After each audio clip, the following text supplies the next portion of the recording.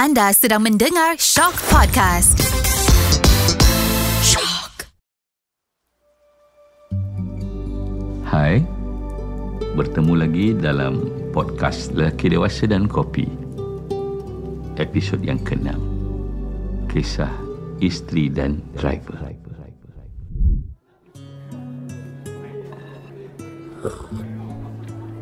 Kisah kali ini lain macam sikit.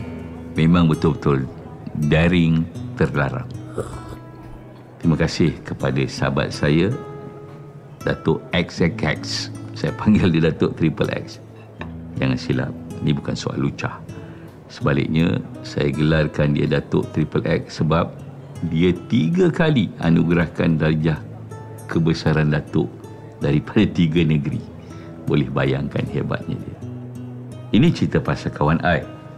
Katanya selepas menghirup air suam yang dipesan tadi, duduk kafe berjenama minum air suam. Biasalah, usia begini, kencing manis, darah tinggi dan jantung. Memang itu minuman ruji semenjak beberapa tahun kebelakangan ini. Bukan kawan saya. Dia menggiling. Bukan, you tak kenal dia pun. Dia ni geng main golf. Nasib baik dia terhenti di situ. Semua orang tahu saya memang tak minat dengan main golf. Ikut bola, panas-panas, lebih baik saya layan baca buku dekat kafe atau layan Netflix daripada atas katil. Kisah dia menarik. I rasa Datuk, you patut kongsi dengan audience you. Buat panduan, buat pedoman. Kata Datuk Triple X ni. Bersungguh dia. Kalau bukan dengan keizanan, saya tak berani buat dia sama nanti dengan apa saya nak bayar. Berapa ratus ribu botol madu kelulut nak kena saya jual nak bayar saman. Dia gelak ketawa kecil. Jangan risaulah, dia takkan dengar podcast you. Saya sentap. Dah mula nak kecil hati. Adakah dia sedang bagi tahu saya yang saya ni tak popular? Tapi saya cepat-cepat pujuk hati. Dalam dunia sekarang tak boleh cepat sangat terasa hati. Biarlah orang politik saja yang cepat koyak. Kita ni jangan. Dia tu Datuk Budi jenis tak tengok filem Melayu, tak minat lagu Melayu, tak baca buku Melayu. So, I tak fikirlah dengan siaran radio Melayu, podcast Melayu pun dia minat. Lama sangat ke duduk overseas? Saya bertanya. Produk macam kita juga, budak UKM. Tapi jenis yang, biarlah, itu soal dia. Yang I nak ceritakan ni bukan pasal tu, ada pasal lain yang lebih menarik. Hal yang patut jadikan teladan bahawa dalam hidup ni jangan ikut orang putih sangat.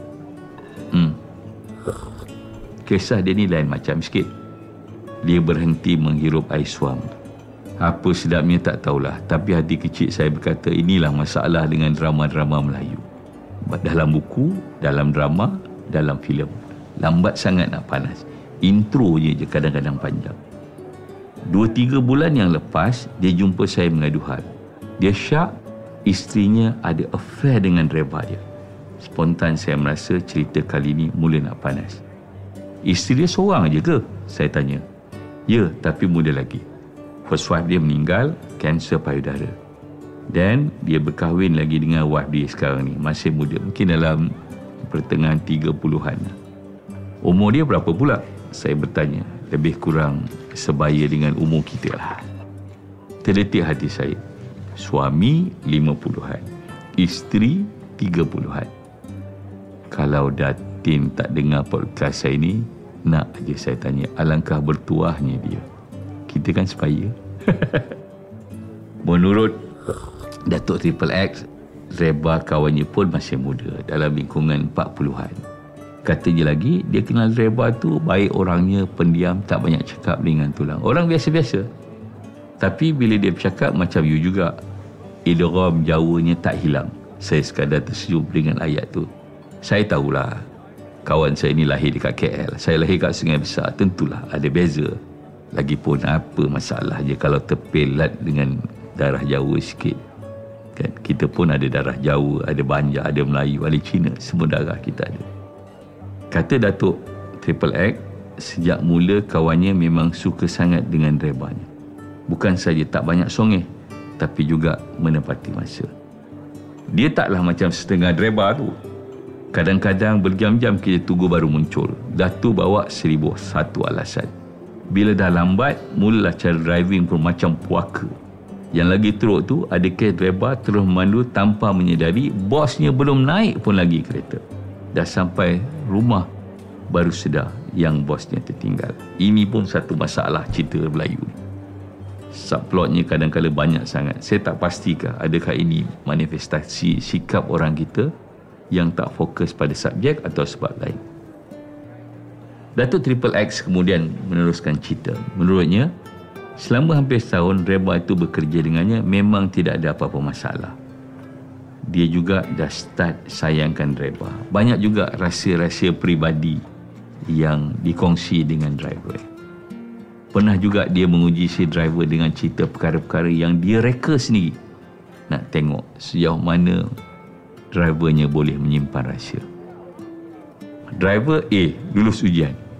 Ini menyebabkan dia bertambah percaya sehingga dianggap driver macam ahli keluarga sendiri.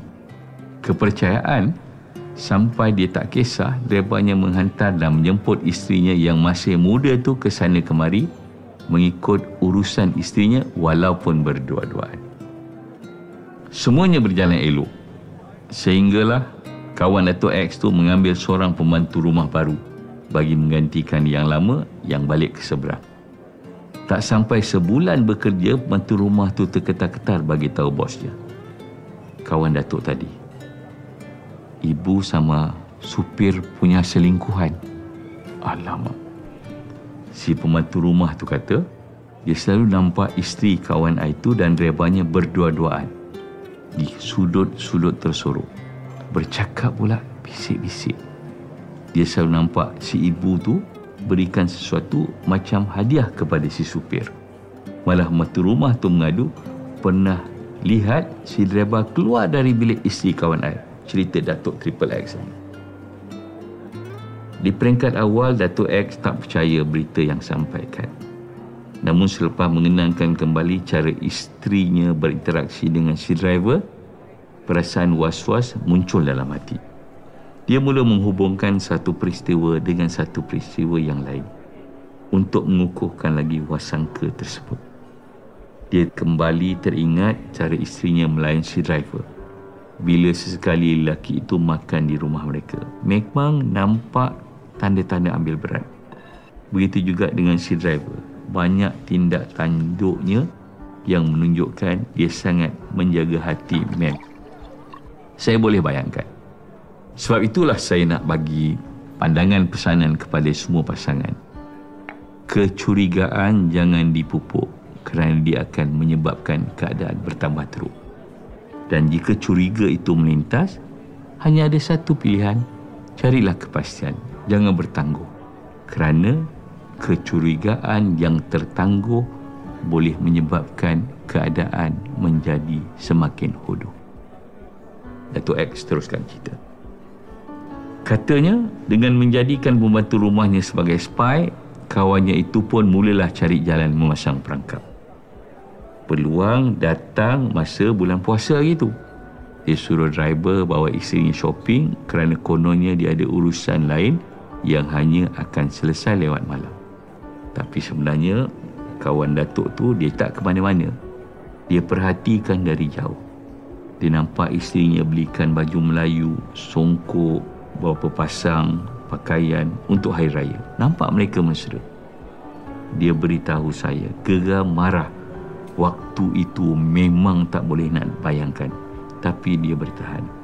Dia balik dulu, dia cool dan dia menanti dekat rumah. Kemudian, kata Datuk X, sebaiknya isteri dan si Reba balik, dia bersemuka dengan kedua-duanya. Asas soalannya ialah, kenapa isteri belikan terlalu banyak hadiah? Apa istimewanya? Dan banyak persoalan-persoalan yang mesti dijawab. You tahu apa yang terjadi, Datuk Budi? Kata Datuk X. Tentulah saya tak tahu, saya bukan bomoh. Selepas dia mula tuduh begitu, tuduh begini, perkara sebenarnya terbongkar. Apa dia? Saya bertanya agak tidak sabar. Rupa-rupanya si Reba tu abang kandung isteri kawan itu. Cuma mak lain. Tapi si abang tu dipelihara oleh makcik saudara, manakala isteri kawan itu dibesarkan oleh mak tirinya. Dia tak tahu semua tu. Saya tanya, Yelah, dia selalu perasan dia tu orang moden. Lelaki yang tak peduli saudara mara. Masa kahwin itu pun simple-simple aja. Agaknya tak cukup kenal dengan mak bapak pengantin. Tak peduli pun saudara mara yang datang. Berdasarkan apa yang diceritakan, saya dapat mengagak kehadiran Siti Rebah dalam keluarga kawan Dato' X tu sesuatu yang dirancang dan Dato' X mengiyakan jangkaan saya. Ya, isteri kawan I tu memang sengaja suruh abangnya minta kerja dengan husbandnya supaya senang dia tahu pergerakan kawan I tu. Penyudahnya, takat hari ini belum ada penyudah. Dia sedang pening. Pertama, drivernya tu banyak rahsia sulit yang abang ipar dia tu tahu. Saya boleh bayangkan pengakhiran kisah ini. Ceritanya saja sudah cukup menyebabkan saya terasa nak cek latar belakang driver yang bawa saya setiap hari.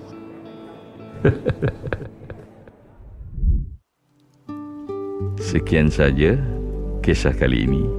Jumpa lagi di episod yang akan datang. Lelaki Dewasa dan Kopi.